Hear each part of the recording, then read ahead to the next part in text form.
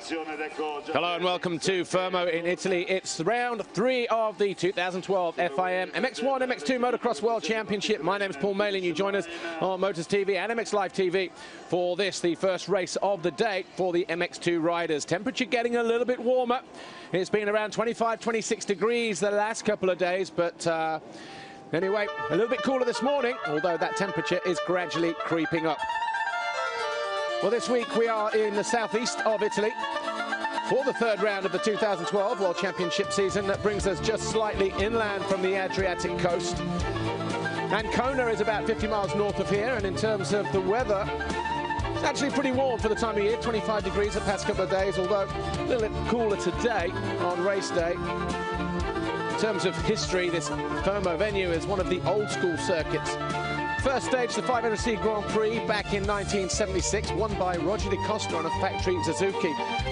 And although it went, or had, I guess, underwent major surgery about 3 years ago, now looks considerably different to how it was about 36 years ago. In MX2, 3 riders are emerging as possible title contenders. Jeffrey Hurlings, Tommy Searle, and Joel Roulant. And of course, Tommy Searle was a winner 1 week ago in Bulgaria. The opening round won by Jeffrey Hurlings. But the thorn in both their sides could be Joel Roulant this weekend.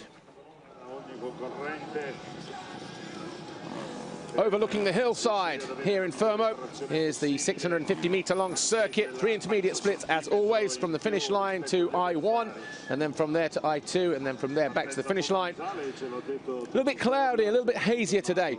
However, it's probably just about perfect for racing. Good crowd packed in down the bottom end of the circuit.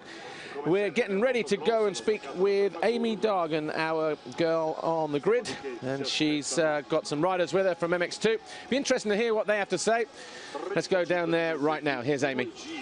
The sun is still shining, and I'm down on the MX2 start line for the first race. Joining me now is Joel. Joel, last weekend we saw you to take your first win ever in the World Championship. You must be feeling more confident.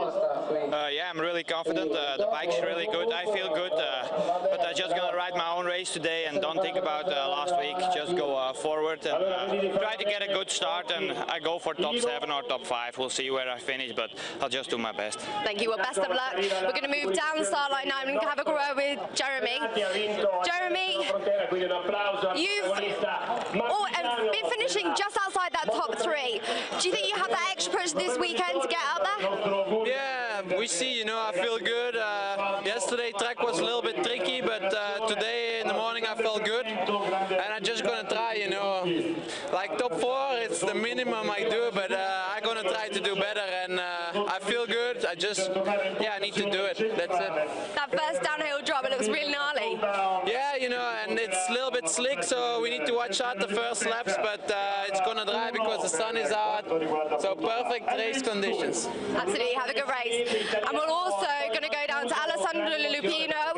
Alessandro's home race here in Italy. Alessandro, home crowd, you must be pretty excited, right? Yeah, yesterday I make a good qualification. The track is really nice, I like it a lot, and it's difficult about last year.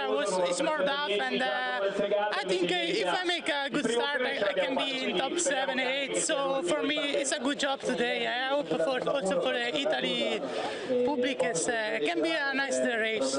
Thank you, Alessandro. We've just heard from him, and we're going to go now and see the rest of his team at Husqvarna Ritchie Racing. Ilario Ritchie is known for being one of the quieter guys of motocross, yet for the best part of 16 years he's been an integral part of the World Championship scene. His team's highest achievement came in 2005 when the late Andrew McFarlane pushed Tony Cairoli all the way to the MX2 Championship. His teammate Chico Chiodi also came third that year. Now, with the support of Husqvarna, Ritchie and his young team are aiming high once more. Ilario, after only 2 GPs, the team is already looking in a stronger championship position than last year. Yeah, for sure. We did a lot of good work during the winter with Husqvarna guys, and we've worked really hard. The bike has improved, and that's the reason why we're in this position right now. And how are the riders looking in the early part of the season? Well, to be honest, the beginning of the season wasn't the best. Nick Triest had a crash in the Italian International, and we won't see him again until the French Grand Prix. Look, Clario is improving race by race, and we hope that he too will get some good results. And Alessandro Lupino, he's having some good races, but from him I demand he must give some good results, because we know he's capable of doing this.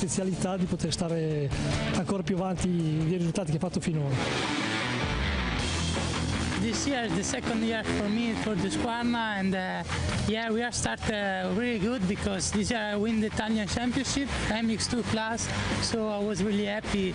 This winter we work a lot. We know last year was too many problems in the bike, but we work, and now we know where direction we can do, and the bike is better and better every race, and I think we have to work still now, but it's not bad.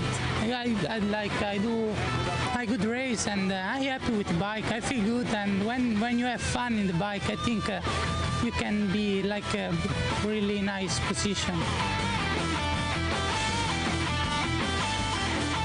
Loic, it's your first time with the factory team. How are you finding it?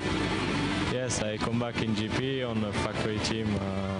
For the moment, it's good. I have made some good race on French Championship, and now I make the two first GP, and the first one is difficult because it's the same track, and the second I have some problems with some mistakes and some problems on the bike, but this week I think is a good week because the run was hard, and I hope make a great result. Pierluigi, the 250 is already looking promising. What are some of the changes and improvements you've made? The main issue in which we have been working is the engine. We are working on the cylinder head, on the camshaft, on the pistons, on the crank, everywhere in the engine, because we are pretty convinced that if we can have a better engine, we can do a better result probably in this so difficult class. Martino, it's good to see Husqvarna back in the championship. Oh, it's very important that Husqvarna is back in motocross. Motocross is a Formula One of off-road sport, so a brand like Husqvarna with 110 years of tradition must be here. So we came back last year, first year after many years out. Husqvarna, probably you know, that has like 82 world title in motocross, supermoto and enduro. But in motocross we want to be strong again. Last year was the first year coming back. We did some improvement on the bike, especially on the standard bike. And this year with Lupino is going much better than last year. We improved again the bike even for the production. And last weekend in Bulgaria we did the 6th. That was the best results ever in this 2 years of coming back. Direzione di gara per conto della Federazione Motociclistica Italiana. È pronto anche lui, naturalmente, tutto ok. Maurizio Del Barba ha dato gli ultimi colpi di benne insieme ai suoi collaboratori. The FIM MX2 Motocross World Championship riders are down on the grid. They see Searle and Roulants, 100 and number 34. They're on the left-hand side as we look at them. They line up first and second as they qualified in the race. Jeffrey Hurlings is third, Jeremy Van Horbeek, Jake Nichols, Nick Charlier back from injury, Michael Lieb and Alessandro Lupino. In qualifying yesterday, Max Anstey didn't have a great time, started 18th, got up to 16th and then fell. Had to come in for repairs, only managed 31st. So Anstey is going to be coming from the far right side of the gate as we look at it, but it was a great ride for Jake Nichols, Tommy Searle, Joe Roulants. Hurlings also came from 7th. He anticipated the gate too early, caught it on the way down, but didn't actually get stuck in that gate, but it was enough to hamper him, and he went round the first turn around 15th position. But here we are for the main race, and there's Tommy Searle and Joe Roulants, both Kawasaki's up the inside, but where's the whole shot going to come from? The KTM, it looks like Hurlings, or maybe even Van Horbeek, as they go through the first turn. Or is it? Well, somebody there might be Dylan Ferrandis, actually, 22 with the whole shot. Over the line for the first time. Ferrandis it is who leads. One of the Kawasaki's around the outside there, possibly Roulants, but we've got Ferrandis and Hurlings there, 84. The red plate takes the championship, or the leader, takes the lead in the race here. Or does he? Round the outside, the orange KTM, Jeffrey Hurlings, Dylan Ferrandis on that black Kawasaki up the inside in second position. Then it's Jeremy Van Horbeek in third. Or Julian Lieber is actually fourth. He's been overtaken by Van Horbeek. So Lieber in fourth place. Then the 45 of Jake Nichols. Then is that his teammate just behind Jordi Tixier. Or not Jordi Tixier, the third member of the Red Bull KTM squad. Over the Investrade Bank tabletop, bottom end of the circuit. There's Nichols. Oh, it's Boutron there, number 17, just behind Jake Nichols. So we've got Hurlings leads.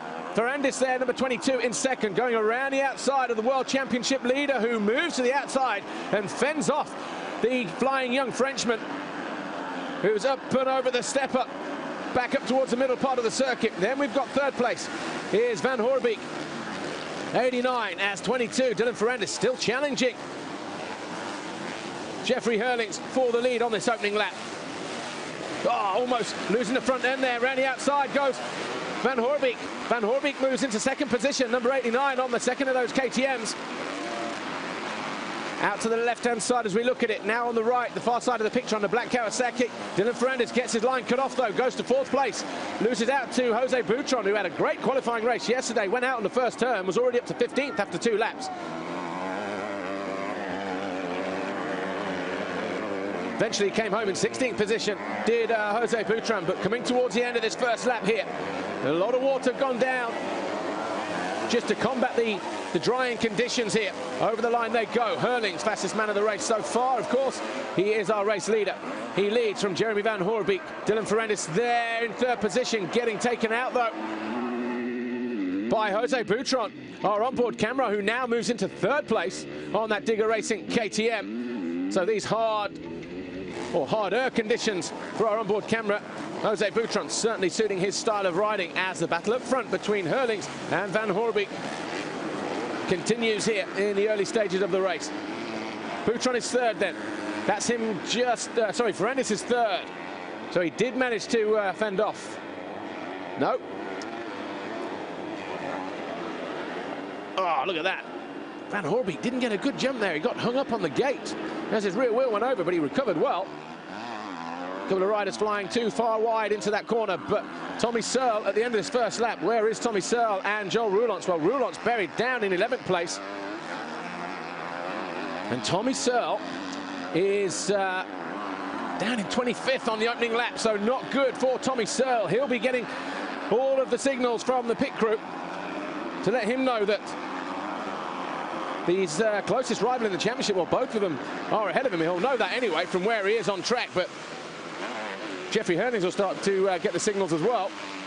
But it's Hurlings who leads, Van Hoorbeek second. This is the battle for third place. And at the moment, it's number 17, Jose Boutron, our onboard camera, who has that third place. Just behind him is Dylan Ferrandis, just there. Number 22 on the Rockstar Energy Bud Racing Kawasaki. Look how choppy it is down there and slick. Bikes working overtime. Jake Nichols just behind on the Star and JM Racing KTM. Had a good qualifying yesterday. Gaining in confidence, getting some great starts this season is Jake Nichols, and he's going after Dylan Ferrandis, who finished second in the European 250 Championship last year. Tixier is in 6th place. That's him just coming over the crest of the hill. Oh, it's Harry Koulas now. So Harry Koulas has moved up into 6th place on the Rockstar Energy Suzuki.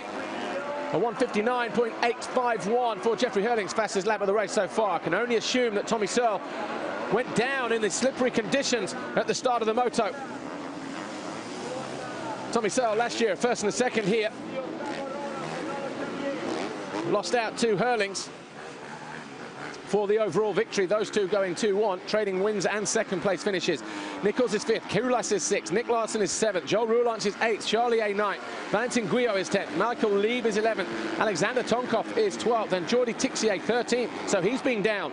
14th is Kevin Force, Samuele Bernardini is in 15th position ahead of Samuel Zaney on the J-Tech car. Look at that maneuver there from Jake Nichols as he flies by Dylan Ferrandis on the downhill through those waves. So Nichols now moving up into 4th place, going after Jose Boutron. Tommy Searle now 19th, so making up a lot of time, 7 or 8 positions on that lap. He's inside the points. He's got 30 minutes plus 2 in which to do something about climbing as high up into the top 10 as possible. Nothing in it between him and the guys sort of in 10th place, around about sort of 6 or 7 seconds, something like that, as Dylan Ferrandis, number 22, almost losing the back end. That was one of the tricky parts of the circuit yesterday, and the more water they put down through that section, the more tricky it's going to become. very, very rutty. But Jake Nichols on the Nastan JM Racing KTM from Ipswich. That's him there. The bike swinging around left to right beneath him on the number 45 machine. Currently occupying that 4th place position. Guy ahead of him, number 17, Jose Boutron. Further up the leaderboard as Jake Nichols loses the back end on takeoff.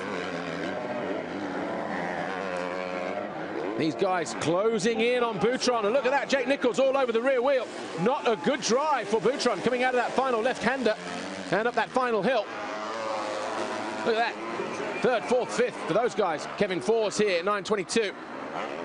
Just got a bit of track banner. Good job it's not on the opposite side.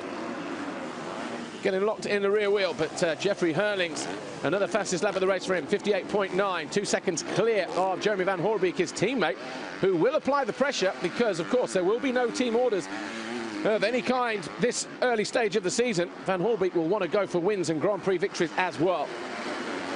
Boutron still 3rd. Nichols 4th, Ferrandis 5th, Kulas 6th, Larson 7, Roulance 8, Lead 9, Charlie 8-10, Tixier, Guyot, Tonkov, Fours, Searle now 15th place. And he's got right up to Tixier, who's 11th, right there just ahead of him. There is Tommy Searle, number 100, moves aside, catches the rear wheel of, who was that, Kevin Fours, I think that was.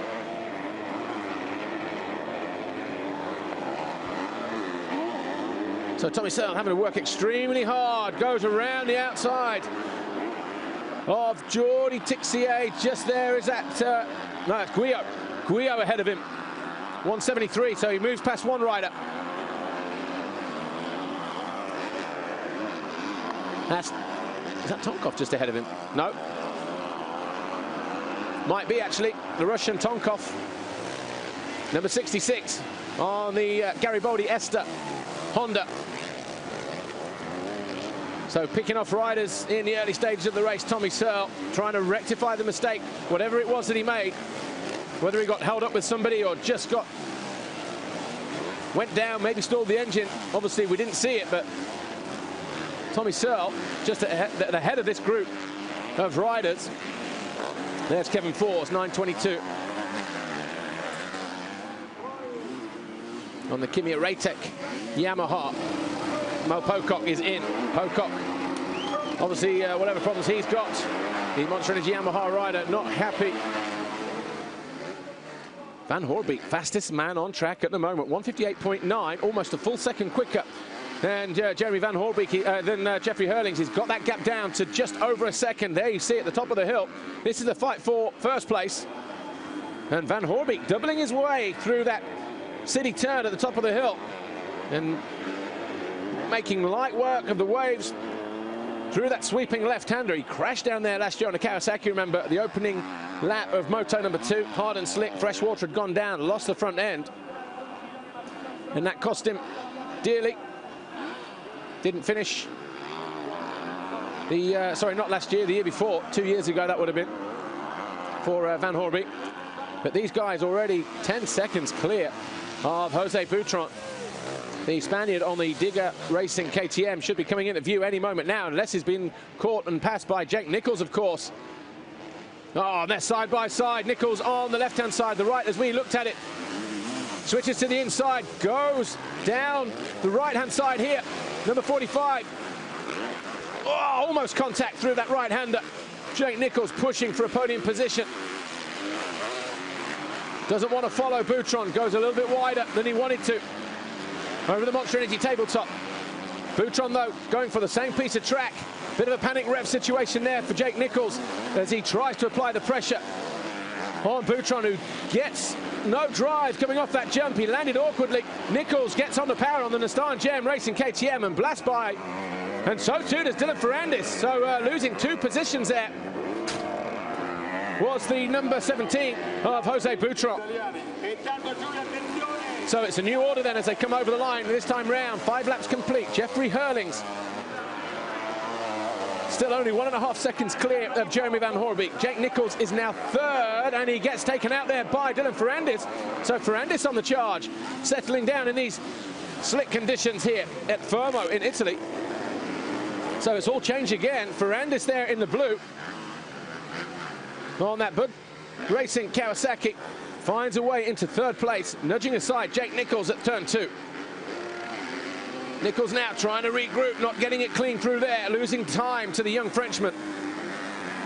But more importantly, they have put a little bit of a space between themselves and Boutron there, who's got Harry Koulas in 6th place on the Suzuki, breathing all down his neck at the top of that wave section. Joel Roulant's now into 7th, just 2 seconds further back of Harry Koulas. And then we've got Michael Lieb, Nikolai Larsen and Christophe Charlier back from injury on the Monster Energy Yamaha. Jordi Tixier on the Red Bull KTM is 11th. Tommy Searle is now in 12th place. So Searle really on the charge, not setting the lap times alight, but he's coming through traffic, remember, having to use different parts of the racetrack in order to find those lines on the track to find a way through.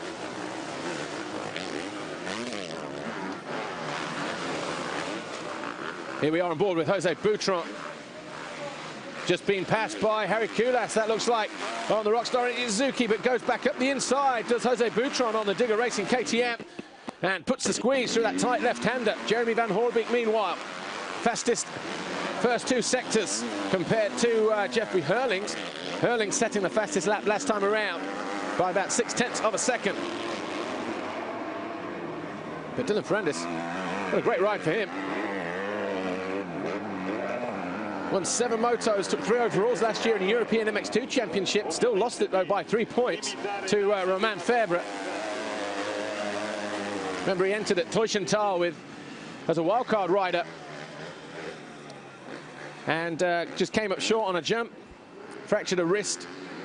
Was able to ride the next round, so didn't lose too much time, but wasn't able to continue that win streak.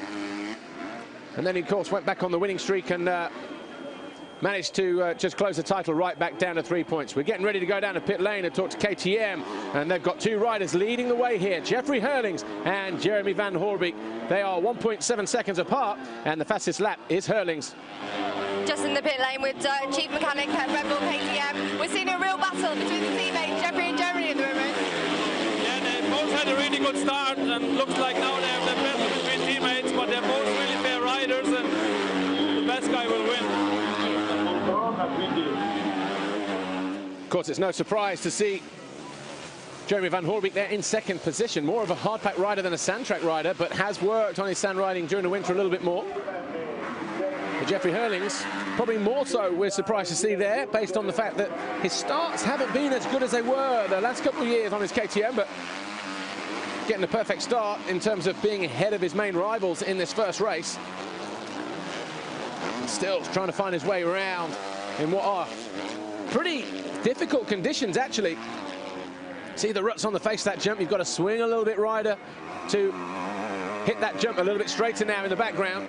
Hurlings almost out of the seat there as he hits that first double. Both riders neatly over that second double. Very difficult to get over that cleanly.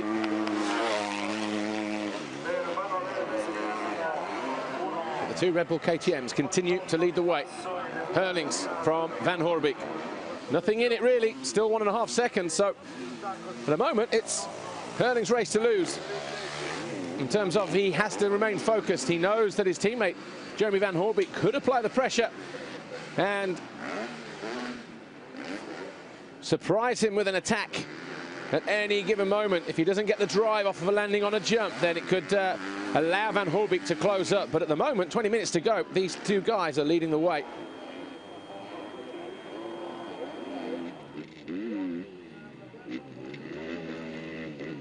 On board with Jose Boutron, the Digger Racing KTM rider. Suddenly he's dropped from 3rd to 8th in the space of a couple of laps. He's got Harry Koulas just ahead of him on the Rockstar Energy Suzuki. Going after him again, though. Here's Tommy Searle round the outside of Tixier. These are in 11th and 12th place. Tixier doing his best to fend off Tommy Searle. Searle keeps it a little bit lower. He's going to get the drive on sooner. And Tixier doing everything he can to prevent Tommy Searle from coming around him, looking over both shoulders. And Tommy Searle, though, has the right line coming down here. Tixier can do nothing about it. Tommy Searle goes through. That's Harry Koulas. He's in 7th place now on the Suzuki. Hot conditions up, 23 degrees. Wasn't feeling great the opening 2 rounds, but he managed to put a result together in Bulgaria. So a good start. Definitely needed for this guy, and that's what he's got. He's running there 7th at the moment. 2 seconds down on Joel Roulance, who's now in 6th place. So Roulance has charged through the field from 18th on that opening lap.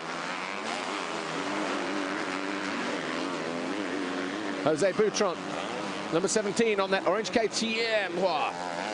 That is a dodgy corner. It's hard and slick. Not much of a cut for the riders to get into in terms of railing that berm, but even more difficult to get back on the gas because there are a lot of accelerating bumps coming out that bottom right, left-hand corner. There's Nick Larson, the standing construct rider, under the watchful eye of Luc Picard and the guys there, the Belgian run team. But Larson having a good ride at the moment, down in 9th place. Quite a physical part of the circuit. If you don't get it right, there was Boutron dribbling the last 2 just to get a better run into the corner instead of being bounced around. But Boutron, who made a great start. Tommy Searle, though, has found a way past Jordi Tixier. He's now in 11th place. About, 3 seconds down on Christophe Charlier. Lapping 2 seconds a lap quicker that time around. So not going to be too far or too long before Tommy Searle maybe takes another position away and breaks inside the top 10. But his main challenger for the championship, Jeffrey Hurlings, is streaking away at the, well, I won't say streaking away, but he's leading the way at the moment. 1.4 seconds clear of his teammate. There is Tommy Searle on the Floride Monster Energy Pro Circuit Kawasaki. That's the corner he crashed in last year in the second moto, where he was closing in on Hurlings for what would have been an overall Grand Prix victory with 2 race wins. But just 3 or 4 laps to go. He just slipped off in that corner, and that was it. Hurlings got away, and that was all she wrote. But you can see him really pushing. He crashed here in practice yesterday through those deep ruts. Said it was very sketchy through there. But good corner speed. That's Charlier just ahead of him. We said he'd be closing in anytime soon, and he has done. Charlier just at the bottom of your camera shot. 7 points in it between Hurlings and Tommy Searle at the start of the race. So depending on how far up the leaderboard Tommy Searle actually climbs up to, will depend on how far or how much ground he loses to Hurlings. More importantly, his teammate Joel Roulance, who is 6th position, and how far, waiting for him to come over the line now. 3 seconds down on Michael Lieb on the Monster Energy Yamaha. Joel Roulance, Tommy Searle's teammate there, number 100. He is only 2 points down on Tommy Searle. Jeremy Van Hoorbeek, who's 2nd in the race, is only 9 points further back. So Tommy Searle could go from 2nd to 3rd, or even 2nd to 4th, depending on how many positions he makes up. Either way, it's certainly going to, Concertina, going to close up. Here's that gap. Jeffrey Hurlings, more importantly, though, for him and his title race, and KTM, of course, that's going to increase if he stays where he is. We're getting ready to go back down to pit lane, as you can see. And Dylan Ferrandis, the Rockstar Energy Bud Racing Kawasaki rider, who's still there in 3rd position, fending off the challenge from number 45, Jake Nichols, is the team we're going to go and speak to. Might be Jackie Vimon. It'll probably be Manola, though. Let's go down. Here's Amy. Just in the pit lane with the Rockstar Bud Racing team. Dylan's had a great start to this race. He got a great start. He loves the track. He's in a good shape. We just hope that he can hold on until the end, because he really deserves it. Thank you, Manola. Yeah, he does deserve it. And so too to these guys here, Jake Nichols and Michael Lieb now in 5th position. So Michael Lieb, who came over from the US at the 11th hour, arrived late Wednesday, left for Bulgaria Thursday, hadn't ridden the bike. Bearing in mind, he was riding a Honda in the US at the time, a 2-year-old Honda in the West Coast Supercross Championship at the start of the year. Obviously, Steve Dixon with no Arno Tonus and no Zach Osborne, his 2 key players. Mel Pocock filling in for Tonus. Michael Lieb found himself getting a phone call from Steve Dixon. And look at him here, going after Jake Nichols in 4th place. The first time he rode the bike was practice, first practice on Saturday morning in Bulgaria. The only bit of familiarity that he had was the fact that he'd ridden there before. So that kind of minimized the risk, if you like. But here he is going after 4th position. and Jake Nichols, but he's had time to set the bike up in the time since. Just made a little bit of a mistake down in that bottom corner. We've got 14 minutes plus 2 laps to go. I'm pleased to say, actually, although I'd rather have it in different circumstances, I'm joined here by the Nistan JM Racing team member and teammate to number 45, Jake Nichols here, Glenn Coldenhoff. Glenn, your teammate just going after Dylan Ferrandis, almost getting it wrong. You've just been out looking on the circuit. How difficult are these conditions for the riders at the moment? This is not normal. The ruts are so deep, and you can see... Michael Lee just going after Nichols, sorry about that. And takes a position away. So Nichols going down to 5th place now. Yeah, go on to Glenn Coldenhoff, talk about the conditions. He's pushing hard, especially this part of the track is so difficult. You see struggling all riders.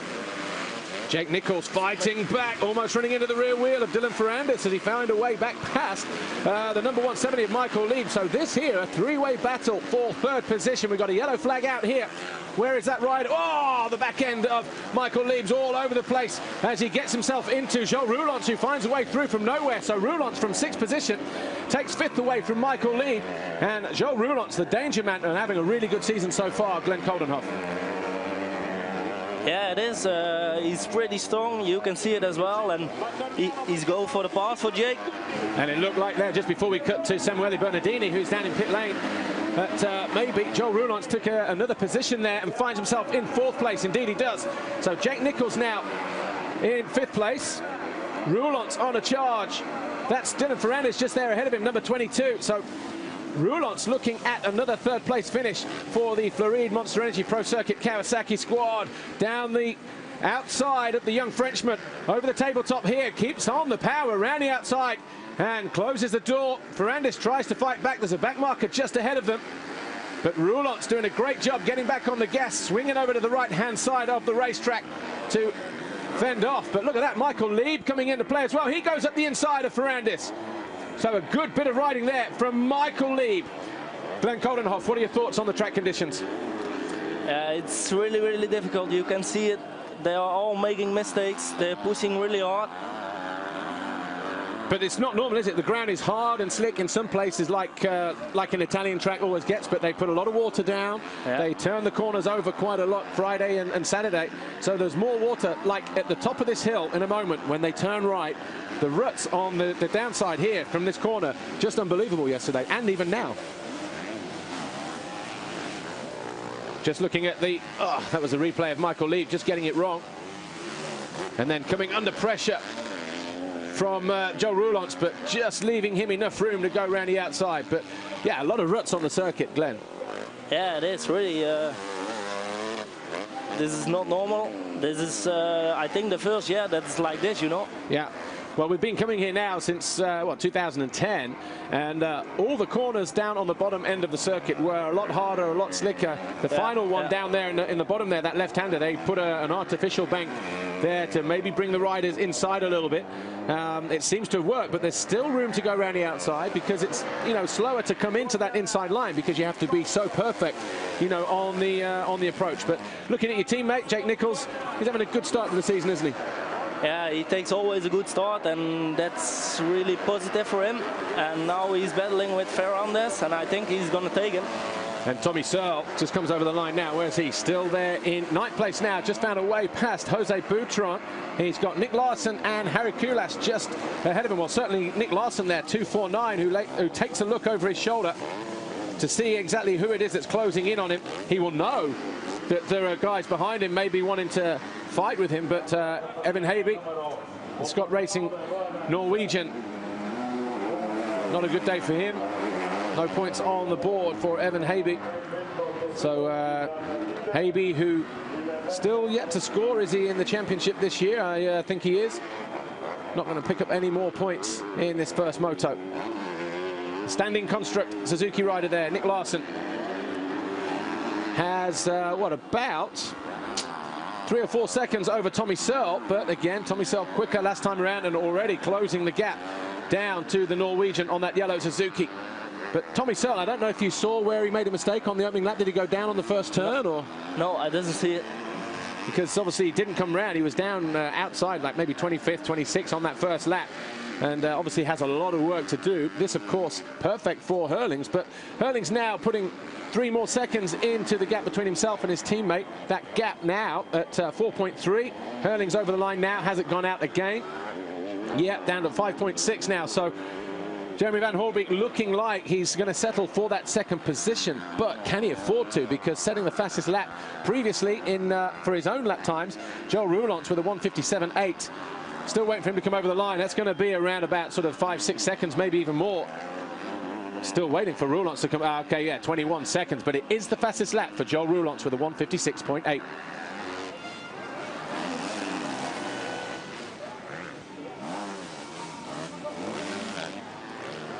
Just over 8 minutes plus 2 to go. We're looking at the 1:28, I think that was, wasn't it? Or of Teo Monticelli maybe, or was it Nick Larson? Just averted my eyes there for a moment, but this guy here we are looking at, Tommy Searle closing in on 2:49. Nick Larson just there ahead of him.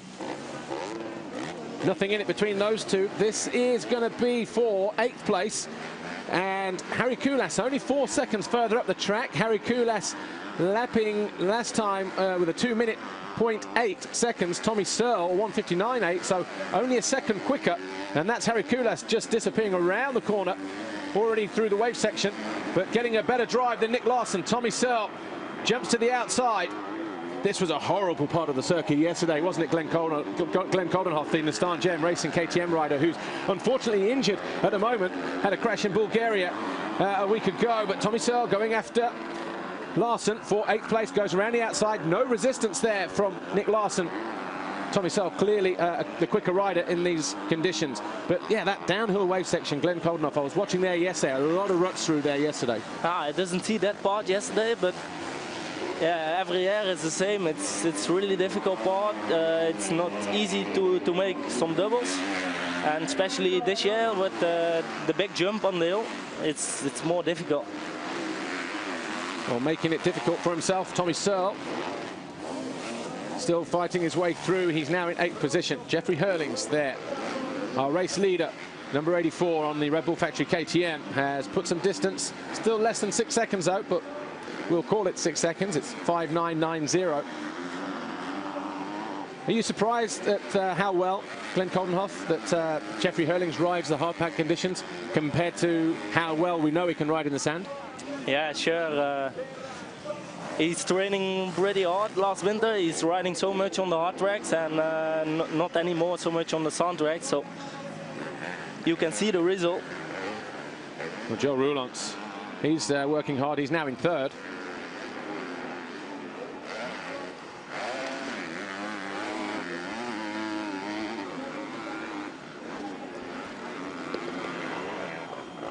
Well, just under 6 minutes plus 2 to go, and Joel Roulance is there in 3rd. We're getting ready to go talk to Kawasaki. Here's Amy. Here in the pit lane with Jean-Jacques Louis of Kawasaki. Now, we spoke to Joel earlier on the pre-grid, and he was feeling confident. Each race he's getting stronger and stronger. He's really showing out there how much he can push it up. Yes, I'm really surprised by his speed, because he's so every GP made more step and faster, and we are very happy with this. And we've had an unfortunate start for Tommy in his first race. He's had a crash, but he seems to be finding his way to the pack. Yes, he had a bad crash at the beginning, but now he returned. But he can be more. He's a fighter, so he can accept this position, but sometimes to accept this. Thank you. JJ, Jean-Jacques Glisetti, team manager down there at Team Floride, Monster Energy Pro Circuit Kawasaki, who run Joel Roulance and Tommy Searle.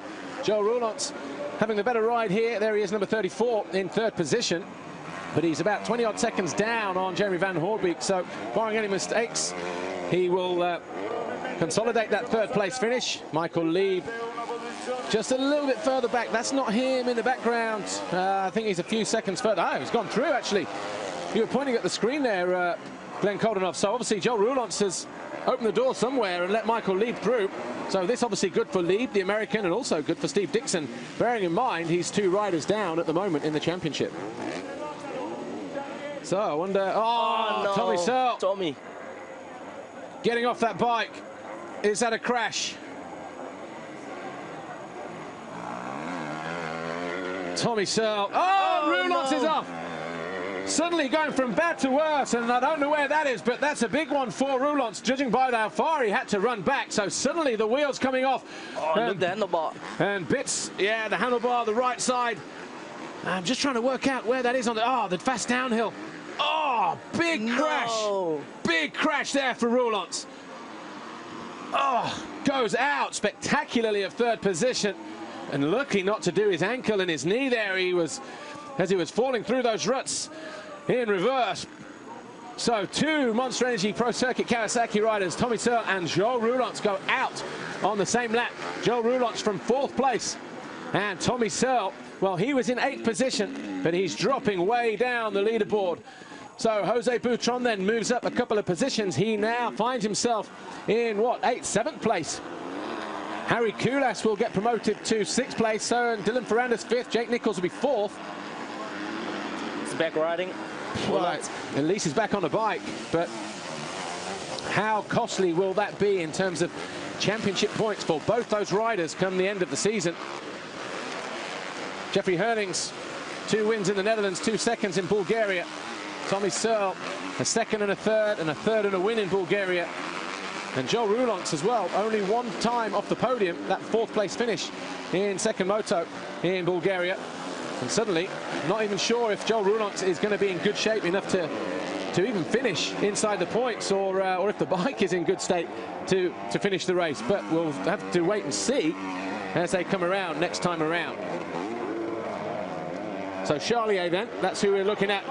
He was 11th last time around, but of course that will change as they come over the line then. Herlings, Van Hoorbeek 1st and 2nd, Michael Lieb 3rd, Jake Nichols 4th, Dylan Ferrandis is 5th, Harry Koulas 6th, Butron 7th, Tixier 8th, Nick Larson now is 9th, and Charlier is 10th, and that is a battle for 9th position that Charlier there on the right-hand side on the Monster Energy Yamaha finds himself in and goes past Nick Larson to improve a position, and he goes into 9th place. Just behind them, Joel Roulance, wait for him to come round at the moment, showing 11th on the leaderboard. But Max Anstey is now in 11th. Alex Tonkov 12th. So the 2 Garibaldi Ester Honda riders in 11th and 12th place. Petr Petrov is 13th on the Rockstar Energy Suzuki. No Joel Roulance still. Teammate Jake Nichols make the pass finally on Dylan Ferrandis. So he's now in 4th place. Yep. And that's Tixier going after Butron. So this is for 7th place. So the Diga Racing KTM there, number 17 of the Spaniard, Jose Butron, who was in 3rd for a couple of laps in the beginning of the race, coming under pressure from Jordi Tixier, who's had to fight pretty hard to get to where he is in the race at the moment, in 8th place. Monticelli, Lupino, they're all down through. Kevin Force, yeah, Joel Roulance. Joel Roulance is still going, look, 18th place, he comes over the line. But he's got no goggles on, he's got a bent bike, and that was a pretty big crash. And that's high speed down there, isn't it? Yeah, sure, it's the fastest point on the track. The voice you heard there, Glenn Cardenoff, the Star Jam Racing KTM rider, picked up a shoulder injury. You didn't have a big crash, actually, did you, in the qualifying on the Saturday? I just made a small mistake in the last lap of the qualifying race. I was in a good position, but yeah, just a small mistake. The track was really hard and slippery because of the rain, and I just made a small crash, but I landed wrong on my elbow and dislocated my shoulder. So yeah, this Monday I got the scan, and hopefully it's good, and I'll be back in Mexico. Okay, of course. We hope that the scan result is good for you, and you certainly look more comfortable now than when I saw you on Sunday morning in Bulgaria last week, that's for sure. You were having some kind of treatment. What was that treatment? Yeah, I don't know. I got so much pain. I tried to tape my shoulder, and I got a brace. Roulance coming out. So the guy who set the fastest lap with a 156.8 is going out of the race, but that was a big crash. Sorry to interrupt there, but Glenn Coldenhoff. 3 laps to go. And Herlings, Van Hoorbeek now 20 seconds apart. Michael Lieb about 7 seconds, 8 seconds down on Van Hoorbeek in 3rd place. Jake Nichols 4th. He's got 4 seconds on Ferrandis in 5th. Ferrandis, though, will love these conditions here, similar to what he would ride anywhere in France on any day of the week. So certainly the former European MX2 rider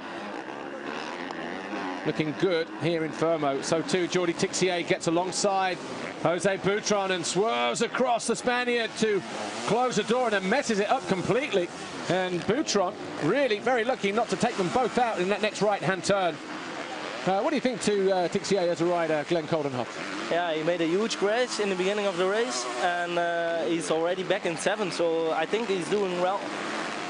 And obviously a factory KTM rider, former European 125 champion. Do you spend much time with him? Do you speak to him? How do you get on with him?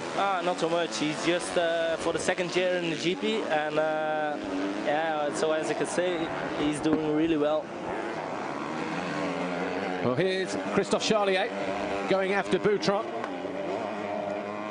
In fact, Charlier, yeah, is going after him in 8th place. So Joel Roulants, I think, just pulling off the side of the track, just out of camera shot, but not going down pit lane, just going straight off the track to the right and onto the start straight area. But Michael Lieb, having practically no time on the bike when he arrived from the USA, finds himself looking at his first ever MX2 World Championship podium for Steve Dixon and the Monster Energy Yamaha team. I spoke to Steve yesterday. I said, so if he has a good result this weekend, because this is supposed to be his last GP.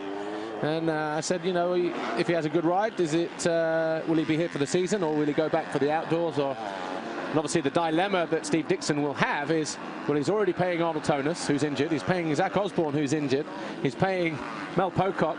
And obviously Michael Lieb will probably be on the books as well, even for the short term. But from here, I don't know. We'll have to wait and see. But certainly Steve Dixon has a small problem, but a good problem with Michael Lieb sitting there in 3rd position, don't you think? Yeah, I think they do a really good job last year. The bikes are not normal. They are pretty close to the factory KTMs, I think. And he's testing a lot, I heard. And yeah, I'm so sorry for Tonis and Osborne, because they are normally also fighting for the championship as well. Well, here's Jeremy Van Hoorbeek, 2nd position. It's going to be a Red Bull KTM 1-2. In this first race, his teammate Jeffrey Hurling's already over the line some 20 seconds ago. So he's got himself a nice, comfortable gap that he can sit there and, I won't say relax so much, because you cannot relax around this circuit, can you, Glenn? No, sure you can't. Sure you can't. But yeah, Van Hoorbeek is looking strong. Hurling's here as well. He's doing his job good. He'll be more comfortable and more relaxed going into the 2nd race, wouldn't he? Knowing that he's opened that gap between 1st and 2nd place, whether it's Tommy Searle, Joe Roulants. Tell you what will happen, though. Van Hoorbeek will move to 2nd place in the championship, because 7 points back was Tommy Searle. He's going to have no points. Roulants was 9 points off the lead, no points. 11 points behind. Tommy Searle was Jeremy, so he's definitely going to go through. 22 points. He's going to put some mileage into those guys by around about 9 points, I think, clear of Tommy Searle. So at the moment, what wasn't a great day for Red Bull KTM in terms of Hurling's not winning the qualifying race, Kai Rowley not winning the qualifying race in MX1. 12 hours later, the coin has been flipped. Yeah. And it's a Red Bull 1-2 at the moment with Hurlings and Van Hoorbeek. And Jeffrey Hurlings looks pretty relaxed on the bike as well in the closing stages of the race. He knows exactly how far behind his teammate is. Works really well with the bike, doesn't he? I just see him there just pulling up on the front end just to, instead of hitting the holes there really hard, he was just pulling up a little bit just to get over that hole. Is that something that he would pick up from riding in the sand quite a lot, do you think? Yeah, or? Sure. It's just smart racing of him, and that's, you can see it really good in the sand, but yeah, he's doing here as well, and just still motocross. So. Well, Jeffrey Hurlings then comes past pit lane for the final time. The checkered flag awaits, and it's going to be a victory and 25 points for Jeffrey Hurlings and Red Bull KTM. And he extends his championship lead in the process.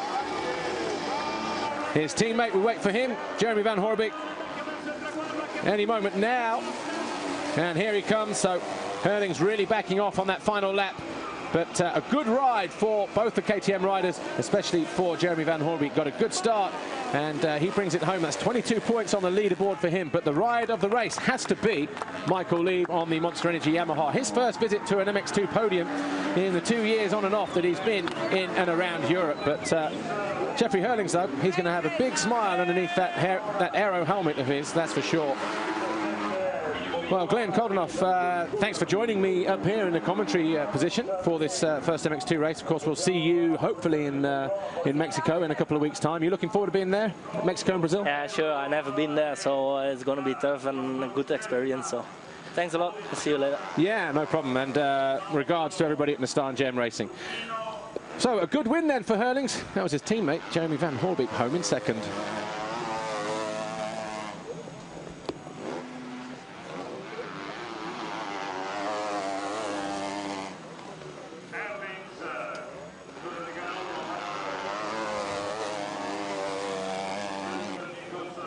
So Hurlings and there's Stefan Everts, 10-time world champion, of course. He's going to be more than pleased with everything that's going on here.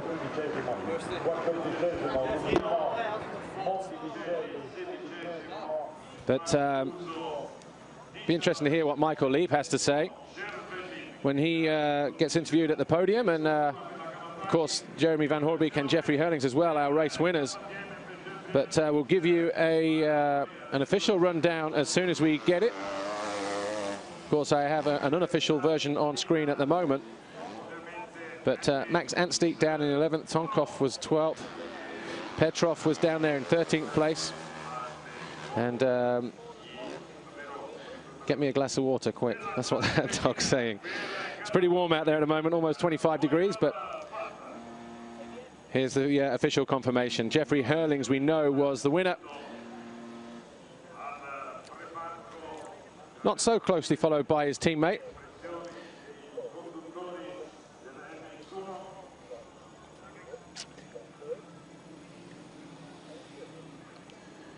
So Jeffrey Hurlings wins race 1 then from Jeremy Van Horbeek, Michael Lieb. Jake Nichols a fine 4th for him as well. Dylan Ferrandis in 5th place. Harry Koulas was 6th from Jordi Tixier, Christophe Charlier, Jose Boutron and Nick Larson. Then it was Max Anstey and Alessandro Tonkov, or Alex Tonkov, Petr Petrov, Alex Lupino, Valentin Guillot, Ivo Monticelli, Kevin Fors, Lurk Larriere, Antonio Mancuso and Andrea Chervelin. But the big news from MX2 race 1, no points for Joel Roulant, no points for Tommy Searle. Both riders going out on the same lap with a few laps to go.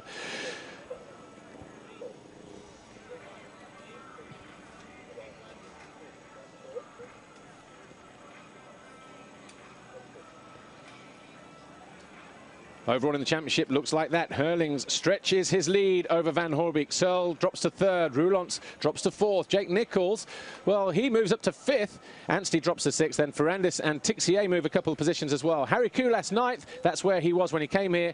Lupino drops to 11th. Tonkov goes up 1. Jeffrey Hurlings, congratulations for this first victory in Italy. How did you find so far the track, and what are your expectations for the second heat? Well, the water pretty bad. The first few laps was really slippery, but I just cruised. You know, I knew Tommy and Joel made a crash or something, and I knew Tommy was around 10 or something, and Joel also. So I know for the points was good, and yeah, I just cruised around the moto. You know, and I knew Jeremy was behind me, and he's one of my best friends, so I knew he would ride race clear and never take me out. So yeah, I'm pretty solid. You know, got to work a little more on the start. Start was not so good at the moment, and on the end of the motor, got some bike problem, but I managed to finish the race. And got to give the Red Bull KTM Racing team, you know, they did so much hard work the last week, so to give me the best bike out there, and I feel I have the best bike again. So got to give a big award to Pit Buyer. You know, he put his head down and made it happen. So for the rest, got to give Red Bull KTM, and thanks for everything. Thank you and good luck for the next race. Props to everybody then at KTM, from Jeffrey Hurlings, who takes his 3rd race win of the season. Not been off the podium yet, 2 seconds of course in Bulgaria. He extends his championship lead at the top of the table over his teammate Jeremy Van Horbeek, who just happened to finish in 2nd place in that first race. Let's go and hear from him now. No interviews, let's go talk to the Marchetti Racing KTM team.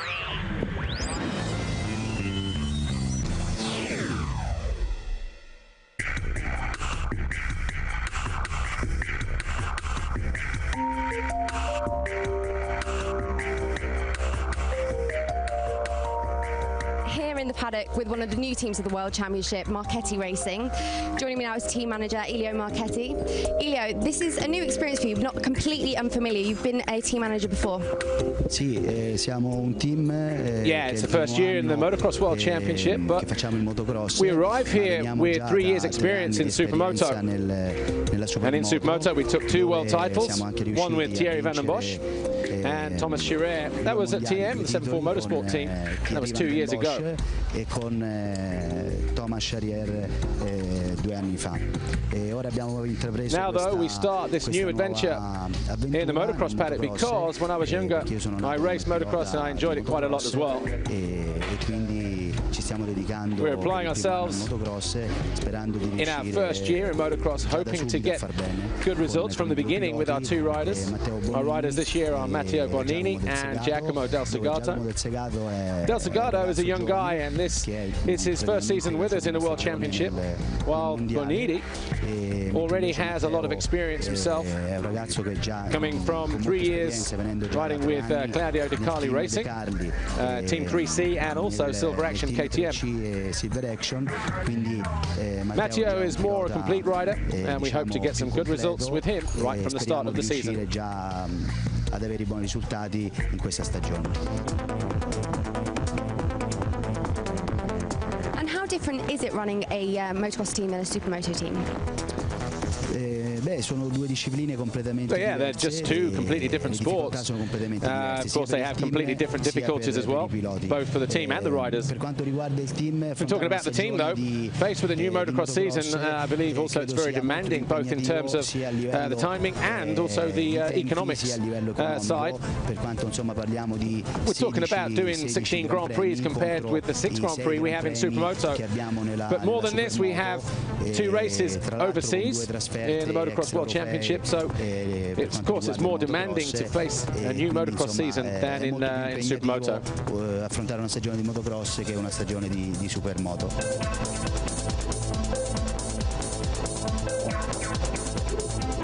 Giacomo, 2 years ago you came really close to winning the European Championship. Sì, 2 anni fa ho partecipato al campionato europeo. Yeah, 2 years ago I raced in the European MX250 Championship, where I was fighting for the championship. But in the Czech Republic I crashed and I had to stop.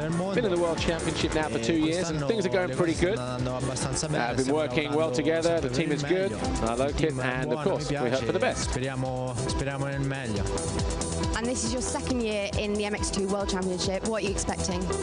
Sì, questo è il mio 2º anno. Yeah, it's my 2nd year, but I have to say it's been a nice experience, even though it's been quite tough. As I said before, we're working well together and we hope for the best result possible. Per il meglio, speriamo bene.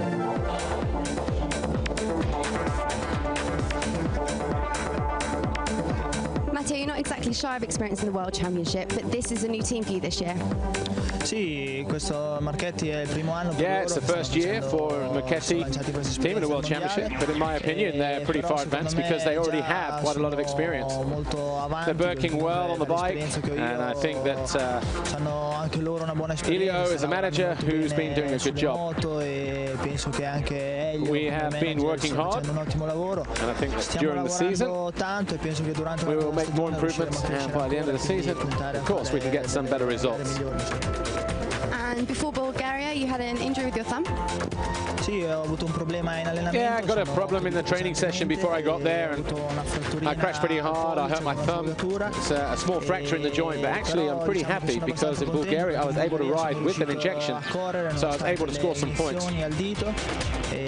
This race is going to be tough because I still need the injection. The pain is still there, but it's going to be a tough race even here in Italy, as it's my home GP, but I'm very happy to race in front of my home fans, so the pain will be less and I'll try my best to finish in the top 10. Penso che il dolore sarà minore e ce la metterò tutta per riuscire a stare il più possibile vicino alla top 10.